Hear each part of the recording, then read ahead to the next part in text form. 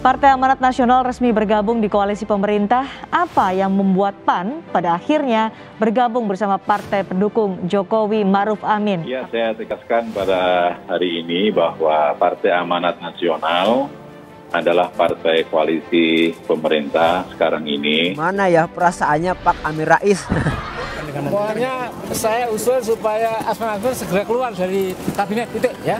Partai Amanat Nasional itu kan pendirinya Pak Amin Rais dan Pak Zulkifli Hasan itu kan biasanya dari Pak Amin Rais. Upaya untuk bersama-sama pemerintah mengatasi Covid dan pemulihan ekonomi yang sekarang sangat dirasakan oleh rakyat. Sekarang setelah Pak Amin Rais pergi, PAN langsung balik badan Nur.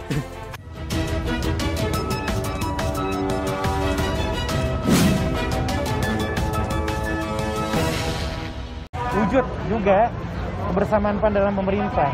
Ya, PAN masuknya kan secara total mendukung kebijakan. Mengingat ada presiden masa lalu di mana Partai Amanat Nasional ini seperti main dua kaki. Semuanya kumpul menjadi satu sekarang, solid dalam rangka untuk membangun PAN dengan transfer baru. Salah seorang pengurusnya menjadi menteri misalkan di kabinet Pak Jokowi, akan tetapi langgam politiknya selalu nembakin Pak Jokowi. Ya, PAN sebagai partai koalisi tentu bertanggung jawab terhadap masa depan pemerintah. PAN gabung Jokowi, harga diri Sengkuni dilucuti. Sengkuni adalah label yang disematkan kepada politisi senior Amin Rais. Manuvernya untuk menggulingkan presiden kerap kali terlihat di tiap periode pemerintahan. Kita tahu, Amin Rais ini adalah mantan ketua MPR yang telah menfitnah Gus Dur di masa pemerintahannya.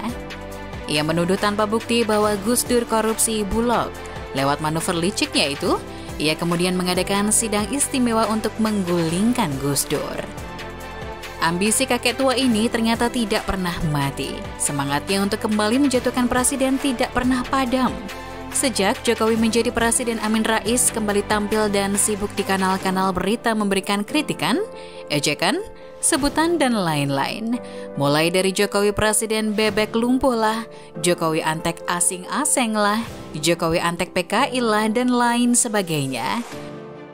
Karena saya kira sudah terlalu overdosis hujatan-hujatan yang terlontar.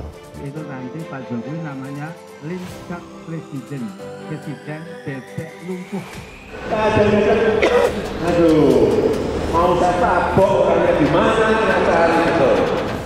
Iya, saya agak ngeri juga terakhir kapan tuh 2 hari lalu Pak Amin bilang menuding fotonya Jokowi ini akan diturunkan oleh Allah gitu. Nah kalau besok ini tidak turun kan berarti Pak Amin yang tidak dipercaya Allah. Iya kan, kalau ini tidak turun, iya makanya, enggak. Maksud saya berarti omongan Amin ini tidak diridhoi Allah, karena dia bilang Allah akan menurunkan, ternyata Allah tidak menurunkan. Kan itu bahaya bagi Pak Amin sendiri. Saya ini 4 tahun begini sabar. Namun, rupanya ambisi Amin Rais ini sangat merugikan partai.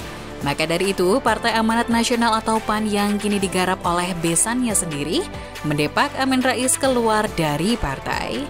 Sampai pada saat ini, Amin Rais menjadi gelandangan politik. Ia sibuk nempel sana-sini untuk tetap melancarkan ambisinya untuk menjatuhkan presiden. Ia kerap terlihat bersama partai oposisi, dan ia juga memiliki kedekatan khusus bersama Big Imam Rizik Syihab dan PA212. Usai FPI, yaitu organisasi yang ditempelinya dibubarkan oleh pemerintah, Amin sibuk membuat badan lain dan kini mendirikan partai baru bernama Partai Umat. Namun sayang, perjalanan Partai Umat tidak lancar hingga partai yang seperti bayi baru lahir itu harus tenggelam sebelum berlayar.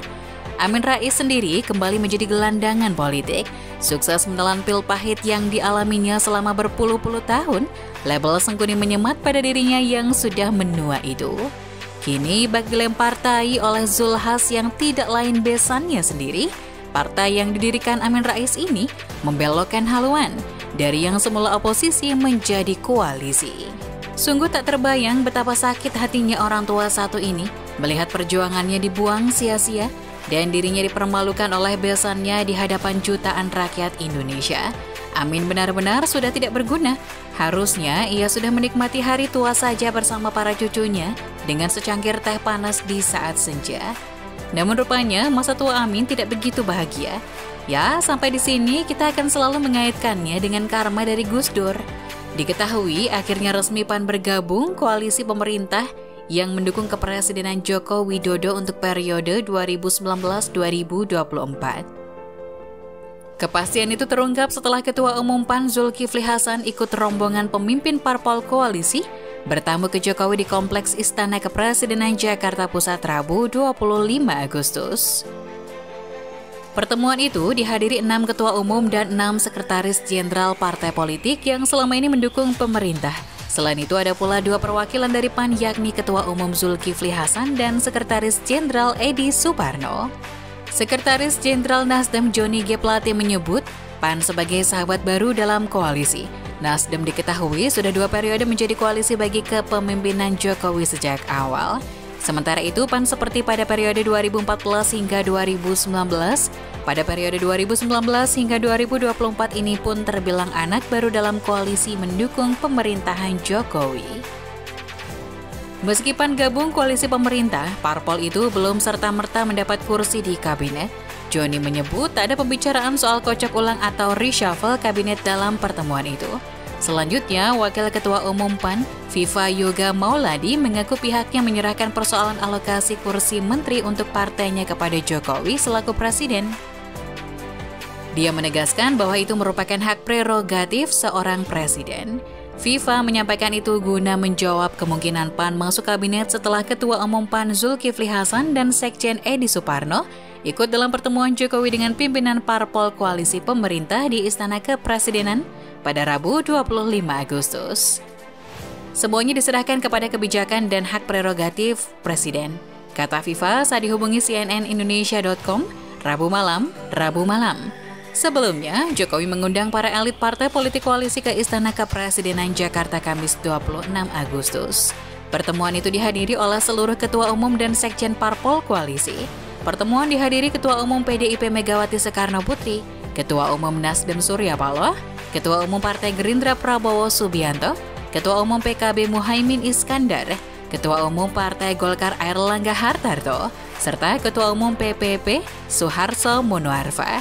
Setelah PAN gabung koalisi pemerintah, Jokowi mendapat dukungan 7 dari 9 partai politik di parlemen. Dengan begitu ia menggenggam 471 dari 575 kursi di DPR RI. Jumlah itu setara 81,7% suara di parlemen. Zulhas membawa PAN untuk bergabung dengan pemerintah yang tentu bertentangan dengan Amin Rais. Tak terbayang memang betapa sakit hatinya Amin Rais saat ini.